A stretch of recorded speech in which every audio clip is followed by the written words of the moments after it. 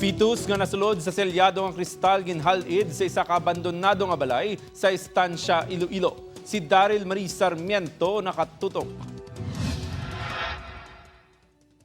Ginsugulang sang tagiya ang gwardya nga si Roger Moralia nga maninlo sa lote kag abandonado nga balay sa barangay Canoan Estancia sang nasiplatan sini ang simentado nga kahon. Sang ginusisa ang unod sang kahon, nakitaan sini ang isa ka selyado nga kristal sa diin nasulod ang fetus. Tapos dito manakita sa sulod sang simentado nga may isa ka kristal kag ilagin kuha kag nakita nila nga isa ka fetus naka-preserve nga nakabutang sa selyado nga jar.